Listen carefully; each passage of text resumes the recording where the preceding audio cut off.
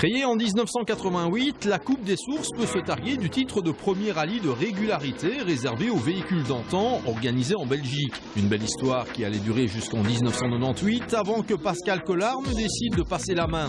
Une bonne décennie plus tard, le même organisateur décidait de remettre la main à la pâte en compagnie d'une équipe ayant plutôt fière allure. La Coupe des Sources mémoriale Claudie Sauré pouvait renaître de ses cendres. J'avais oublié pourquoi j'avais arrêté. Tout simplement, c'est la première raison. La deuxième, c'est que suite au décès d'un bon ami, je cherchais une bonne raison de faire quelque chose pour qu'on parle de lui et quelque part quelque chose d'important, de difficile à faire pour marquer comment dire le renouveau, quoi. Et bon, ben voilà, on a fait quelque chose de très difficile. Et pour ce faire, j'ai dû m'adjoindre quelques partenaires parce que monter ce qui a été monté aujourd'hui, enfin ce week-end-ci, est loin d'être une mince affaire. Et on s'en est rendu compte tout le week-end avec des nouvelles équipes, des gens qui ne se connaissent pas, qui doivent travailler ensemble avec des méthodes différentes, etc. C'était assez difficile à mettre en place. Bien décidé à ne pas trop changer une formule qui a gagné par le passé, Pascal Collard remettait à l'honneur ce concept consistant à pratiquer la régularité sur route, bien sûr, mais aussi sur des tronçons fermés et sécurisés, à l'image de la piste de karting de Spa-Francorchamps, empruntée à 2 reprises dès le vendredi soir. La Coupe des Sources a toujours existé très longtemps avec des routes fermées. Donc c'était un des premiers rallyes de régularité. C'était le premier et le seul rallye de régularité à fermer ses routes. En Belgique en tout cas. Bon, ne parlons pas du Tour de France ou d'autres grandes épreuves comme ça. Mais en tout cas en Belgique, c'était le seul. Et j'ai toujours dit, le jour où je pourrais refaire les éditions belges où on fermait les routes, je réessayerai. J'ai réessayé à plusieurs reprises de trouver des solutions, moi j'en ai jamais trouvé. Et ici la ZAF a créé un règlement spécifique pour ça, grâce à Bernard Hayet qui s'est investi très fort dans la démarche. Et je leur remercie d'ailleurs parce que la réglementation actuelle avec 50 et 60 convient admirablement bien au public de la régularité. Le 80 en ayant roulé aux boucles de Spa est beaucoup plus spécifique et est très intéressant aussi, mais demande quand même des facultés des pilotes de grande qualité et du matériel très performant. Ici avec le 60 km/h, ce n'est pas simple parce que j'ai eu l'occasion de tenir le TRC de la spéciale de Léman. Et franchement, il fallait vraiment qu'il se craque dans les mains pour passer, quoi. Donc c'est rapide quand même. Mais ça reste abordable parce qu'il n'y a pas eu de sortie de route. Tout s'est très bien passé. Donc ça veut dire que c'est faisable. Particularité de l'apéritif plutôt corsé du vendredi soir, aucun concurrent de la catégorie Legend 65 n'allait être en mesure de passer à 0 en bouclant le tour du circuit de karting en 60 secondes. Par contre, un brouillard très épais allait passablement compliquer la tâche des équipages sur le routier, provoquant même le retrait de la pourtant superbe Ford Escort RS 1600 MK1 de Johnny Delay et Eddie Gully, prise au piège d'une visibilité frisant la nullité.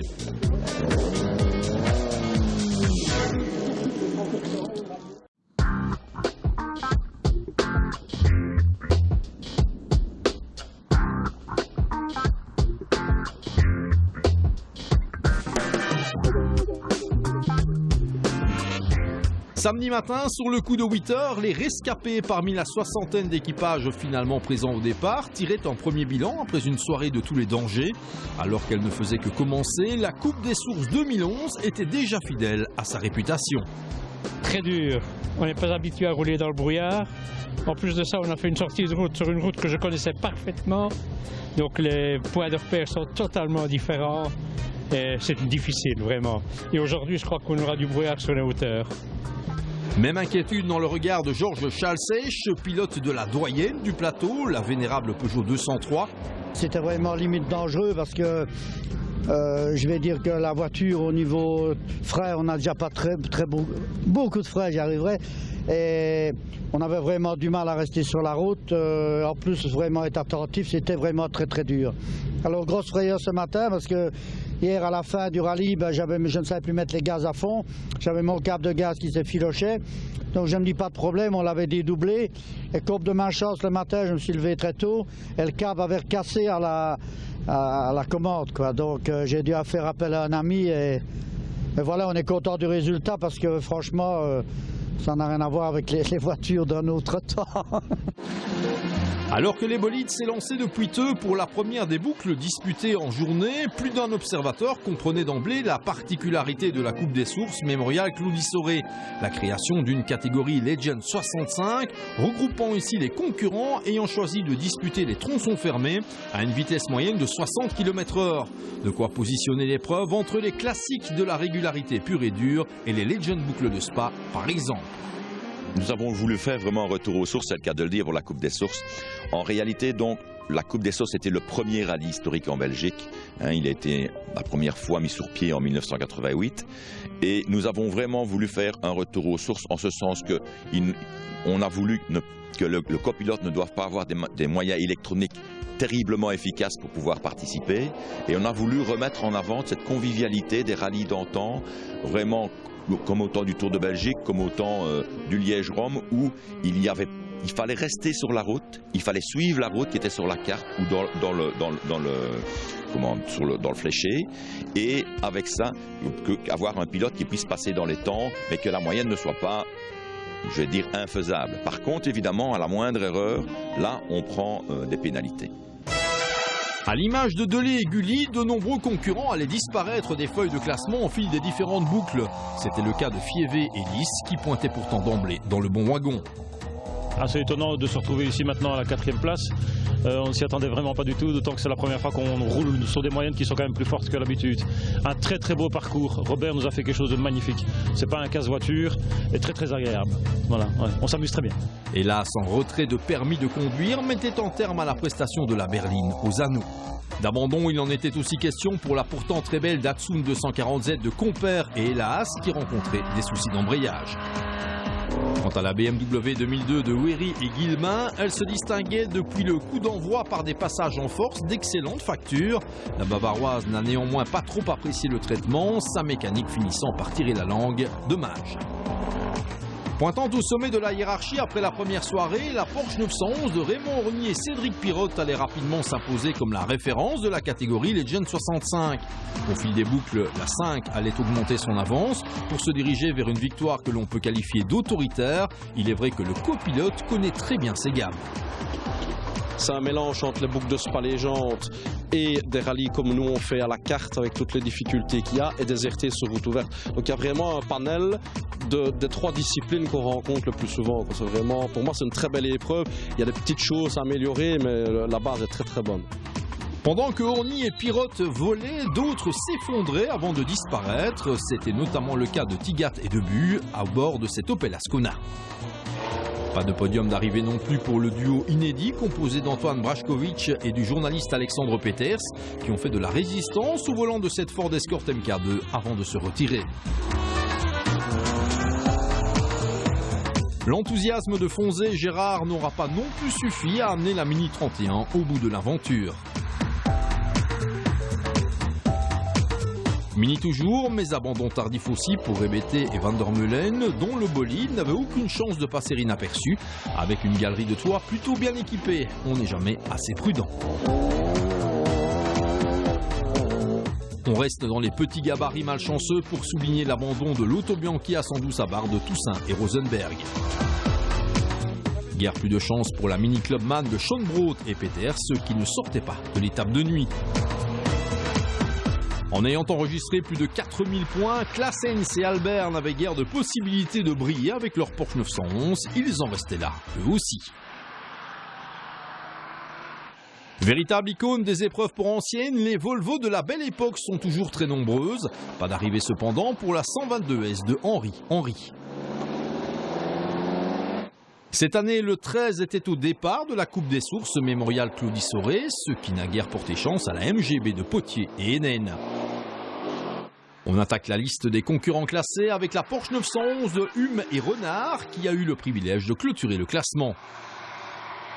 Comptant parmi les bodies les plus modernes au départ de l'épreuve, l'Opel Manta i240 de Hermann et Dominiciac a loupé le top 20 pour quelques centaines de points. François de Spa, c'est avant tout une figure incontournable des Legends boucles de Spa. En compagnie de Surson, il s'est attaqué à la régularité, mais au bout du compte, le gaillard affiche un sens de l'attaque encore trop développé que pour se concentrer sur le respect de moyennes imposées. Quoi qu'il en soit, voir la Mini Cooper S à l'œuvre reste un pur régal. Les belles italiennes sont assez fréquentes dans les rallyes de régularité. Si tout n'a pas été simple pour Delporte et Augustène, leur Alfa Giulia Sprint GT termine néanmoins dans le top 20. Comptant assurément parmi les coups de cœur de la Coupe des Sources, la Fiat 850 Sport de Matonnet et Lauf s'est allée au bout de l'aventure pour le plus grand plaisir des amateurs de petites bombes peu courantes. Présents en nombre, les BMW 2002 se sont retrouvés à tous les niveaux de classement, Close et Vinette achevant l'épreuve au 18e rang. Une remarque qui vaut également pour les différentes générations de Porsche 911, dont ce modèle SC de Jean Sem est content.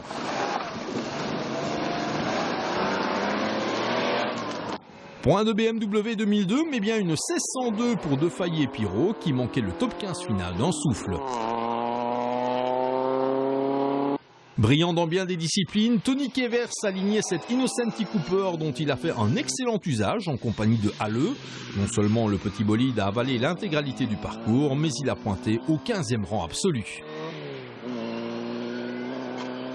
Retour dans les rangs des Italiennes avec Georges Alfanus et Christian Bernard, dont l'Alfa Romeo Giulia a finalement échoué au 14e rang. Habitué des épreuves de la FBVA, ce redoutable duo a dû se faire au tronçon sur route fermée. Pour nous qui sommes habitués au championnat FBVA, c'est un peu surprenant pour nous d'un coup d'arriver comme ça en spécial fermé, mais bon, on s'y adapte. Hein. C'est vrai qu'après une ou deux, on va dire, on se prête au jeu et c'est somme toute c'est très amusant, plus sécurisant en plus. Mais le rythme malgré ça est conservé durant ces étapes fermées, ce qui n'est pas toujours évident quand on compare avec les rallyes vitesse modernes où on a d'énormes temps d'attente parfois au départ de spécial. On n'a pas du tout vécu ça, mais vraiment pas du tout.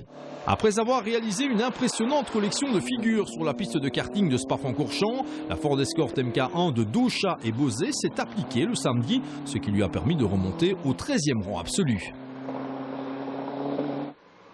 Et c'est là que l'on retrouve la vénérable Peugeot 203 de Georges Chalsech et Jonathan Lemaire qui a évolué avec maestria dans le top 10 d'un bout à l'autre de la journée avant de sombrer dans l'obscurité. Mais dans un rallye de régularité, tout peut arriver, même les miracles. Depuis le début du rallye, c'est vraiment maintenant qu'elle va super bien, qu'elle tire bien et que j'ai un bon éclairage. Donc en fait, il y a une petite prise de l'alternateur, petite cosse qui avait sûrement du jeu. Donc pendant tout le rallye, j'ai jamais eu un éclairage tip-top. Jusqu'au moment où évidemment on est tombé dans le noir absolu. Et en face de Johnny Daly, qui a ouvert le capot, qui avait une lampe, qui a vu de suite ce que c'était. Et on est reparti de plus belle avec des phares et une auto qui va super bien. On a l'impression que vous dites ça à chaque fin de rallye pour vous persuader qu'il y aura encore après. Non, mais c'est le rallye parfait, c'est rare. Quand il est parfait, on gagne, quoi.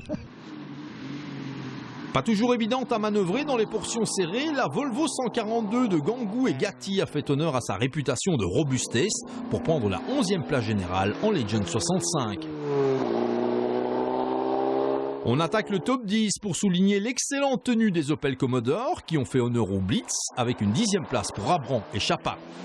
On les attendait plutôt dans la première partie du classement, mais rien n'a vraiment marché comme prévu pour les Lambert père et fils, ce dès le samedi matin.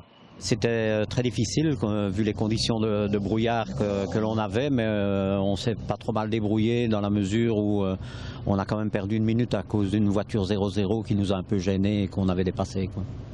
Alors, longue journée, si naturellement, c'est quoi? Il faut rester concentré vraiment dedans jusqu'au bout? Je crois qu'il ne faut surtout pas faire d'erreur et ce soir, on verra où on se situe et la nuit, à mon avis, sera encore très importante et décidera qui va gagner, à mon avis.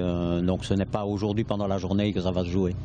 Une situation qui n'allait pas nécessairement s'améliorer dans le courant de la journée de samedi, ce qui laissait la BMW 2002 Ti au 9e rang général, avec sans doute une petite pointe de déception.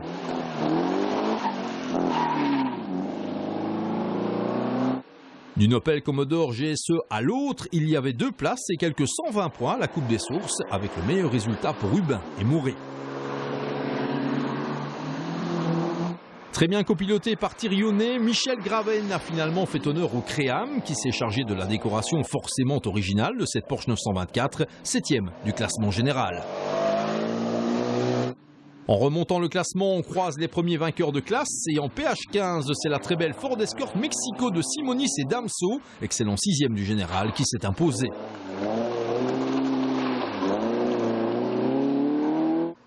Autre favori sans doute un peu déçu, Eddie Dou, associé à l'excellent Björn Van Overskelt, a fait rugir le V8 de sa MGB GT, mais dès le vendredi soir, cela semblait plus compliqué que prévu. On a été pénalisé par une minute en avance, qui n'était pas correct, mais bon, on a eu le minute en avance.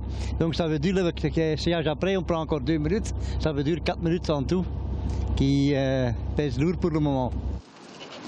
La suite était de meilleure facture, avec au bout du compte un top 5 général et la victoire en PH18. Le secret d'un bon rallye de régularité, c'est une voiture performante, certes, mais surtout un copilote de talent. C'est ainsi que Patrick Lien a permis à René Dame de prendre la 4e place du classement général final. Le plus difficile, c'est quand on a des moyennes élevées à tenir, je crois que c'est ça. Parce que dans les étapes comme celle-ci, avec un équipier comme j'ai en lecture de cartes, c'est relativement facile. Voilà. Donc c'est surtout de tenir la moyenne élevée quand il y en a. Quand on se retrouve sur la piste de l'EMA par exemple et qu'il faut tenir le 60, là on est obligé de mettre le pied dans le phare. Voilà, exactement, oui. Là c'est très difficile, c'est tellement glissant que c'est pratiquement impossible à tenir les 60. Mais peut-être qu'il y en a qui ont réussi, hein, je n'en sais rien. La bataille pour la 2e marche du podium, elle a été somptueuse d'un bout à l'autre de cette renaissante Coupe des Sources. Et si de Lincey et Ninan étaient repartis au 2e rang le samedi matin, c'est Nanty du bronze qu'ils ont clôturé la course.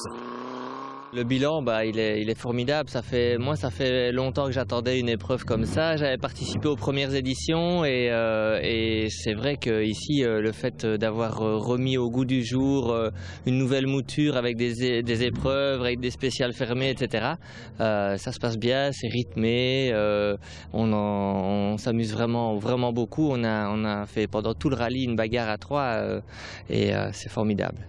Qu'est-ce qui est difficile en fait ? Ce qui est difficile, c'est de rester concentré, de ne pas faire de fautes, de rouler parfois dans des conditions qui